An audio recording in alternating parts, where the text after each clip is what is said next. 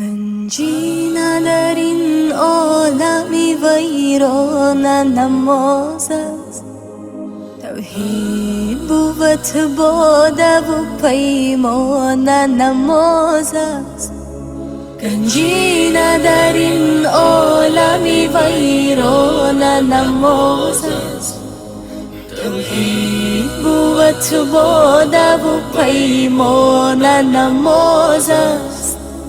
بی سجده به درگاهی خدا ره نتوان برد. گر کعبه روانی دریان خانه نماز است. بی سجده به درگاهی خدا ره نتوان برد. گر کعبه روانی دریان خانه نماز است. این بار عظیم است که بر کوه گران است. این نور درونی دل عشاق نهان است. غافل جز تعظیم خدای تو چه دانی؟ یک سجده آگه بهای دو جهان است. گنجی در این عالمی ویران نماز است. توحید بود باده و پیمان نماز است.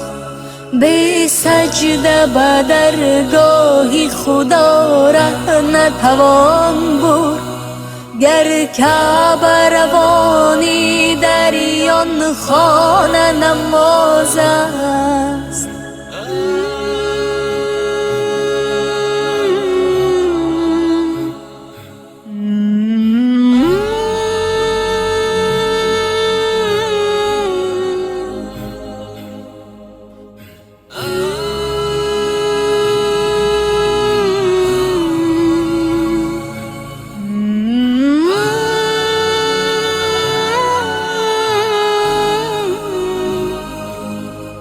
گر در دل تو درد و غم عشق خدا نیست.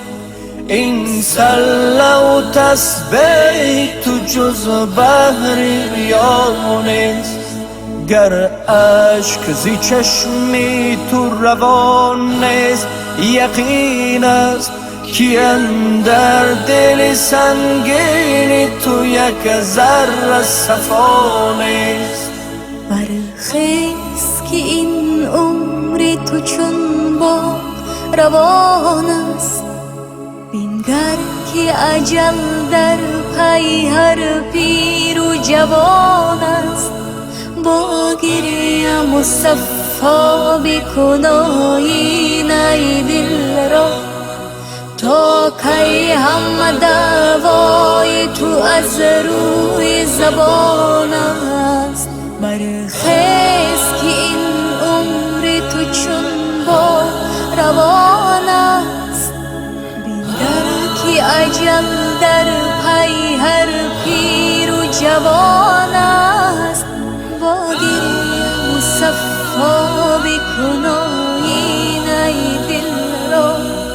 تا کی هم دوای تو از روی زبان است.